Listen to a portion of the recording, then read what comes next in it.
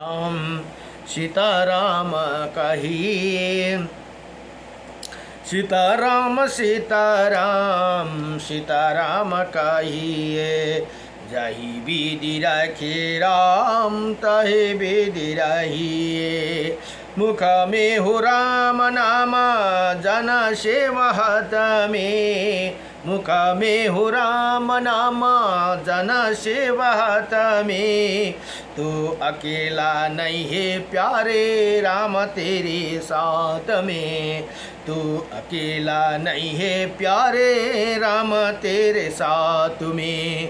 विधि का विधान जाना हानि लाभ सही है, विधि का विधान जाना हानि लाभ सही है। जही विधि रखे राम ताहि विधि रहिए, जही विधि रखे राम ताहि विधि रहिए।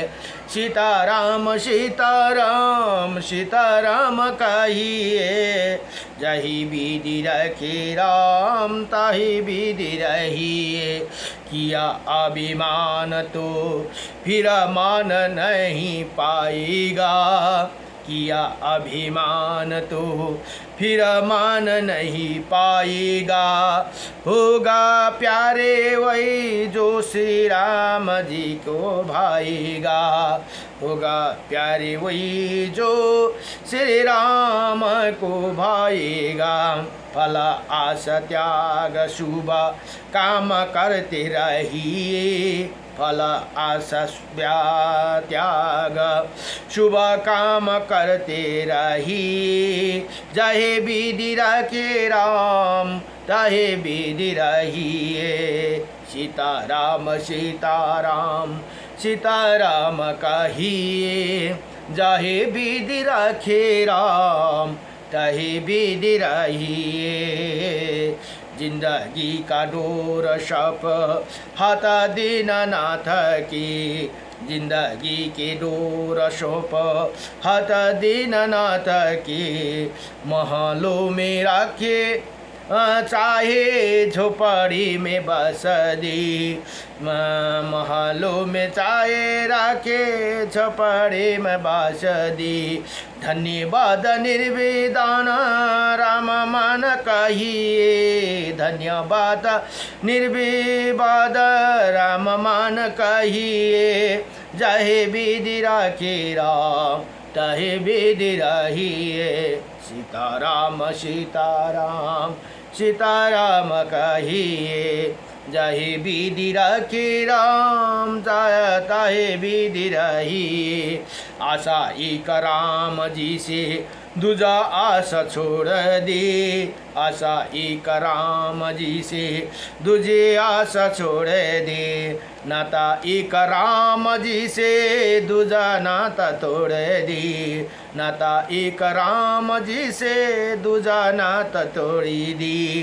काम रस त्याग प्यारे राम रस पीजिए, काम रस त्याग प्यारे राम रस पिए। सीताराम सीताराम सीताराम कहिए, सीताराम सीताराम सीताराम कहिए। जहे विधि रखे राम तहे विधि रहिए, जहे विधि रखे राम तहे विधि रहिए। ओम नमो भगवते वासुदेवाय कृष्णाय वासुदेवाय हरे परमात्मने नमो प्रणतक्लेशनाशाय गोविंदाय नमो नमः। अहिले श्री ब्रह्मा पुराण को 35वां अध्याय में हम अब यहाँ ज्येष्ठ पूर्णिमा को श्री कृष्ण बलराम तथा माता सुभद्रा का स्नान का उत्सव हुन्छ अरे। जुन जेठ महीना को पूर्णिमा को दिन तथा उनके दर्शन का महात्म्य का वर्णन भनेर यहाँ बताउनुहुन्छ। अब ऋषिमुनिहरू फेरि सोध्नुहुन्छ ब्रह्माजीलाई। ऋषिमुनि सोधे, हे ब्रह्माजी आप श्री कृष्ण का स्नान किस समय और किस विधि से होते हैं भनेर यहाँ बताउनुहुन्छ। विज्ञ जनों को श्रेष्ठ हमें उसकी विधि बताइए भनेर यहाँ प्रार्थना गर्नुभयो। अब ब्रह्मा जी बोले, हे मुनियो, श्री कृष्ण बलराम और सुभद्रा का स्नान परम पुण्यमय और सब पापों का नाशक ही मैं उसकी विधि आदि का वर्णन करता हूँ, सुनो भनेर यहाँ भन्नुहुन्छ। अब ज्येष्ठ मासके पूर्णिमा ज्येष्ठ नक्षत्र आने पर हर समय श्रीहरि का स्नान होते हैं भनेर यहाँ बताउनुहुन्छ। वहाँ सर्वतीर्थमय कूप है जो अत्यंत निर्मल और पवित्र माना गया है भनेर यहाँ बताउनु भयो। जहाँ कहाँ भन्दा यो जगन्नाथ प्रभुको मन्दिरमा उसी उक्त पूर्णिमाको उसमें भगवती गंगा प्रत्यक्ष रूप से प्रकट होती है भनेर यहाँ बताउनु भयो। अतः ज्येष्ठ की पूर्णिमा को सुवर्णमय कलश में श्री कृष्ण बलभद्र और सुभद्रा का स्नान के लिए उसी कूप को जल लिए निकाला जाते है भनेर यहाँ बताउनुहुन्छ। इसके लिए एक सुंदर मंच बनवाकर उसे पातक का आदि से अलंकृत किया जाते हैं। वही सुदृढ़ और सुखपूर्वक चलने योग्य बना होते हैं। वही वस्त्र और फूलों से उसे सजाया जाते हैं। वही खूब विस्तृत होते हैं और धूप से सुवासित किया जाते हैं। उस पर श्री कृष्ण और बलराम जी को स्नान कराने के लिए श्वेत वस्त्र बिछाया जाते हैं। उसी सजन के लिए मोती को हार लटकाए जाते हैं। भांति भांति के विद्याओं की धुनी वादों की धुनी ही होती रहती है। उसी मंच पर एक और भगवान श्री कृष्ण और दूसरी और भगवान बलराम विराजते रहते हैं और बीच में सुभद्रा देवी को भी पधार कर जय जयकार और मंगल घोष के साथ स्नान कराया जाता है भनेर यहाँ बताउनुहुन्छ। यो ज्येष्ठ महीना को पूर्णिमा को दिन हम उसी समय ब्राह्मण क्षत्रिय वैश्य शूद्र तथा अन्य जाति के लाखों स्त्री पुरुष उन्हें घेरे रहती है। गृहस्थ स्नान तक सन्यासी और ब्रह्मचारी सभी मंच पर विराजमान भगवान श्री कृष्ण और बलराम स्नान कराते हैं। पूर्वतः संपूर्ण तीर्थ अपने पुष्प मिश्रित जलों में पृथक पृथक भगवान को स्नान कराते हैं। फिर शंख भेरी मृदंग झांझा और घंटा आदि वाद्यों की तुलना ध्वनि के साथ स्त्रियों के मंगल गीत स्तुतियों के मनोहर शब्द जय जयकार वाणी रवा तथा वेणुना नाद का महान शब्द समुद्र की गर्जना के समान जान पड़ते हैं भनेर यहाँ बताउनु भयो। उसी समय मुनि लोग वेद पाठ और मंत्रोच्चारण करते समागम के साथ भांति भांति के स्तुति के पुण्यमय शब्द होते रहते हैं। यदि स्नातक गृहस्थ और ब्रह्मचारी स्नान के समय बड़ी प्रसन्नता के साथ भगवान का सतवन करते वो श्री कृष्ण बलराम उस पर रत्न दंड भूषित चमर डुलाते जाते हैं। आकाश में यक्ष विद्याधर सिद्धि किन्नर अप्सराय देव गंधर्व चारण आदित्य वसु रुद्र साध्य विशो देव मरुतगण लोकपाल तथा अन्य लोग भी भगवान पुरुषोत्तम की स्तुति करते हैं। हे देव देवेश्वर पुरुषोत्तम आपको प्रणाम है। हे जगत पालक भगवान जगन्नाथ आपका सृष्टि स्थिति और संहार करने वाला जो त्रिभुवन के धारण करने वाला ब्रह्म भक्त मोक्ष का कारणभूत और समस्त मनोवांछित फलों को देते हैं। पुनः भगवान को हम प्रणाम करते हैं। इसी प्रकार आकाश में खड़े हुए देवता श्री कृष्ण महाबली बलराम तथा सुभद्रा देवी को स्तुति करते हैं। गंधर्व गीत गाते हैं। अप्सरा नृत्य करते हैं। त्यो दिन है भगवान को स्नान गराउने दिन। कहिले भन्दा ज्येष्ठ महीना को पूर्णिमा तिथि को देवताओं के बाजे बजते हैं और शीतल वायु चलती है। उसी समय आकाश में उमड़े हुए मेघ पुष्प मिश्रित जल की वर्षा करते हैं। मुनि सिद्धि और चारण जय जयकार करते हैं। तत्पश्चात देवतागण मंगल सामग्रियों साथ विधिवत और मंत्र युक्त अभिषेक उपयोगी द्रव्य लेकर भगवान त्यहाँ स्वयं पधार्नुहुन्छ अरे। देवताहरू पनि सबै जगन्नाथपुरीमा भगवान का अभिषेक करते हैं। सूर्य इंद्र सूर्य चंद्रमा धाता विधाता वायु अग्नि पूषा भाग आर्यमा त्वष्टा दोनों पतियो सहित विश्ववान मित्र वरुण रुद्र वसु आदित्य अश्विनी कुमार विश्वदेव मरुतगण साध्य पितर विद्याधर पितामह पुलत्स्य पुल श्री अंगिरा काश्यप अत्रि मारीच भृगु कृतुहर प्रचेता मनुदक्ष धर्म काल यम मृत्यु यमदूत तथा अन्य अनेक देवता भगवान का अभिषेक करने के लिए इधर उधर से आते रहते हैं और सुवर्णमय कलशों में रखे हुए पुष्प मिश्रित आकाशो गंगा की जल के श्री कृष्ण सुभद्रा तथा बलराम जी को स्नान कराते हैं भनेर यहाँ बताउनुहुन्छ। प्रसन्नतापूर्वक इसी प्रकार उनकी स्तुति करते हैं। संपूर्ण लोकपालक पालक करने वाला है जगन्नाथ प्रभु, आपको जय हो, जय हो, जय हो। आपको भक्ति के आप भक्तों के रक्षक तथा शरणगत वत्सल है। संपूर्ण भूतों को व्यापक आदि देव आपकी जय हो। नाना तत्वों के कारण भूत वासुदेव आपका, आप असुरों के संहारक दिव्य मत्स्य रूप धारण करने वाला, समस्त देवताओं में श्रेष्ठ तथा समुद्र में शयन करने वाला योगी बराह आपकी ही जय हो, जय हो, जय हो। सूर्य आपके नेत्र है तथा आप देवताओं के राजा है, वेदों में आप ही सर्वश्रेष्ठ बताए गए भनेर यसरी स्तुति गर्नुहुन्छ अरे।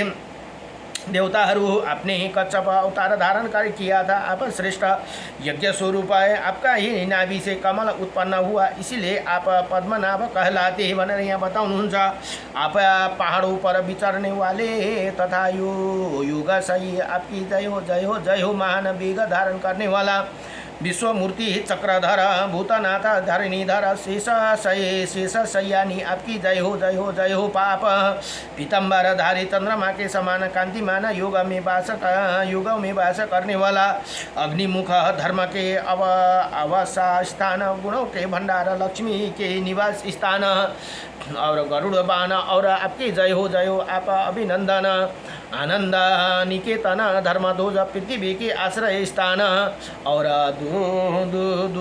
दुर्बोध चरित्र वाले हो योगी पुरुष आपकी ही जान पाते हैं। आप योगियों में निवास करने वाले तथा वेदों को वेद है अब शांति प्रदान करने वाले और योगियों के ध्येय हे आपके जय हो, जय हो, जय हो, आपकी जय हो।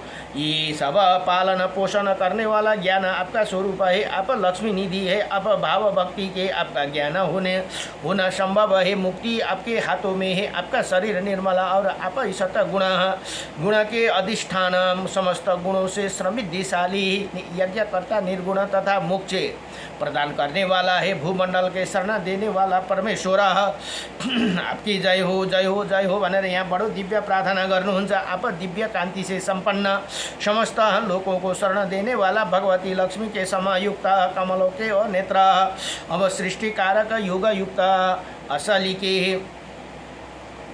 अलसी के फूल के भांति है, आलस की फूल के भांति है, भांति श्याम अंग वाले समुद्र के है, भय भीतर शयन करने वाला लक्ष्मी रूपी है, कमल के भमर तथा भक्तों के अधीन रहने वाला लोककांत आपकी जय हो, जय हो, जय हो। आप परम शांत परम सारभूत चक्र धारण करने वाला सर्पों के साथ रहने वाला नील वस्त्रधारी शांत कारक मोक्षदायक तथा समस्त पापों को दूर करने वाले तथा आपकी जय हो, जय हो, जय हो। बलराम जी के छोटे भाई ये जगदीश्वर कृष्ण आपकी जय हो। पद्म पत्र के समान नेत्र वाले तथा इच्छा अनुसार फल देने वाले प्रभु आपकी जय हो। चक्र और गदा धारण करने वाला नारायण आपकी वृक्ष स्थूला बनमाली से आच्छादित है, आपकी जय हो। लक्ष्मीकांत विष्णु आपको नमस्कार है, आपको प्रणाम है भनेर यहाँ बडो दिव्य प्रार्थना गरे। इसी प्रकार श्री कृष्ण बलराम और सुभद्रा का स्वतः वन दर्शन और वंदन करके देवता लोग अपने अपने स्थान में चले जाते हैं। उसी समय जो मनुष्य मंच पर विराजमान पुरुषोत्तम श्री कृष्ण बलभद्र और सुभद्रा का दर्शन करते वो अविनाशी पद को प्राप्त होते। सहस्त्र गौदान विधि विविध भूमि दान अर्ध और आतिथ्य पूर्वक अन्नदान विधिवत वित्सुत्सर्ग ग्रीष्म काल में जल दान चंद्रायन व्रत अनुष्ठान तथा शास्त्रोक्त विधि से एक मास तक उपवास करने से जो फल होते हैं वही त्यो फल चाहिँ त्यो टाइममा जुन भगवानको स्नान गराएको टाइममा त्यहाँ मौजुद भयो भने त्यो सब फल हामीलाई पाइन्छ भनेर यहाँ बताउनु भयो। र भगवान जगन्नाथको यत्रो ठुलो महिमा छ हे, हामीले याद छैन, कति थाहा छैन जगन्नाथ भन्ने के हो, कहाँ हो, के हो, पत्तो पनि छैन होला। यो यहाँ श्री ब्रह्मा पुराणको 35 अध्यायमा बडो दिव्यसँगले बताउनु भयो। त्यो टाइममा भगवानलाई स्नान गराएको टाइममा हामी जगन्नाथपुरीमा गएर त्यहाँ हामी पनि सामेल हुन पाइयो भने त्यतिखेर त्यहाँ सामेल हुँदा चाहिँ के भने जो अहिले जति दान छ नि पृथ्वी डल्लै दान गरेको फल विश्वोत्सर्ग भनेको जो के अरे हाम्रो उयो भएको बेलामा प्राण त्याग्दाखेरि जो काममा विश्वोत्सर्ग भनेर एउटा वृषभ छोड्ने, गोरु छोड्ने चलन थियो। अब अहिले त छोड्दै आए, पहिला पहिला त्यसरी छोडिन्थ्यो। उहाँ उसको नाममा, मर्नेको नाममा, जस्तै चौतारा बनाइन्थे, बरपिपल रोपिन्थ्यो, हो त्यस्तै एउटा विशोत्सर्ग भन्ने पनि थियो।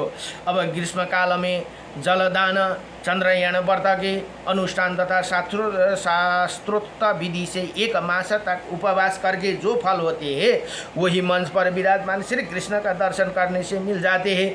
अथवा अधिक कहने का क्या आवश्यकता है। संपूर्ण तीर्थों में व्रत और दान जो फल बताया गया है वही मंच स्थित श्री कृष्ण, सुभद्रा और बलराम की दर्शन करने मात्र से प्राप्ति होती है। और स्त्री हो या पुरुष सबको उसी समय पुरुषोत्तम दर्शन करना चाहिए। इसी सब तीर्थों में स्नान आदि करने का फल मिलते हैं। भगवान स्नान किए हुए शेष जल को अपने शरीर में छिड़काना चाहिए। इसी से पुत्र की इच्छा करने वाला स्त्री को पुत्र की प्राप्ति होती है, सुख चाहने वाला सौभाग्य मिलता है।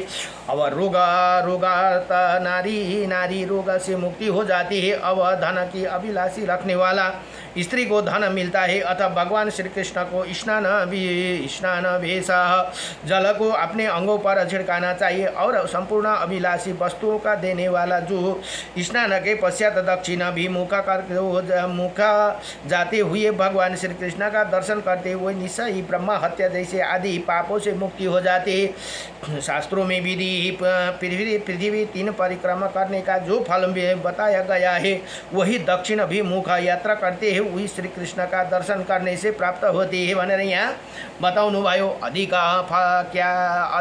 क्या कहना क्या जाए। वेद शास्त्र पुराण महाभारत तथा समस्त धर्मशास्त्रों के पुण्य कर्म का जो फल जो कुछ भी फल बताया गया है वही सब सुभद्रा के साथ दक्षिण अभिमुख यात्रा करने वाला भगवान श्री कृष्ण और बलराम को दर्शन करने मात्र से यो फल मिल जाते हैं भनेर यहाँ बताउनु भयो। अब यहाँभन्दा उता हामीलाई के चाहियो त हेर्नुहोस् त, भगवानको विग्रहलाई, भगवानको मूर्तिलाई दर्शन मात्रै गर्दा पनि सारा पृथ्वी जति भएको व्रतहरू जुन अनुष्ठानहरू छ नि त्यो सबै गरेको फल चाहिँ ज्येष्ठ महिनाको पूर्णिमा तिथिमा भगवानलाई स्नान गराएको टाइममा त्यहाँ हामीले दर्शन गर्नु पाइयो भने त्यो सब फल यहाँ हामीले पाइन्छ भनेर यहाँ बताइयो।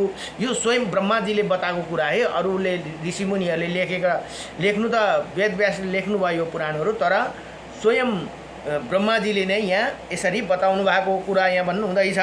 करने मात्र से यहाँ त भगवान श्री कृष्ण और बलराम र सुभद्रा माता को दर्शन करने मात्र से मिल जाते हैं। त्यसै भनेको होइन नि, एकोपि कृष्ण त्वामो दशा सुमेधि विभूतेन तुल्यम दशा सुमेधि पुनरेति जन्मम कृष्ण न पुनः भवाय। हेर्नुहोस् त 10 अश्वमेध यज्ञ गरेको फल चाहिँ भगवान कृष्णलाई प्रणाम गर्दाखेरि मात्रै प्राप्त हुन्छ भनेर यहाँ बताउनु हो। त्यही कारण कहाँ भगवान कृष्णलाई डेली प्रणाम गर्नुहोस्, भागवतलाई डेली ढोक्नुहोस्। भागवतलाई के एउटा फूल, एउटा तुलसीको पत्ता राखिदिएर अलिकति तिल र कुश राखेर भागवतमा शिर राखिदिनुहोस् त त्योभन्दा ठुलो तपाईँ त्यति यदि गर्नुभयो डेली भने नि तपाईँ डेली नै सारा तीर्थ घुमेर आएको फल तपाईँले पाउनुहुन्छ। यस्तो ठुलो महिमा छ शास्त्रको।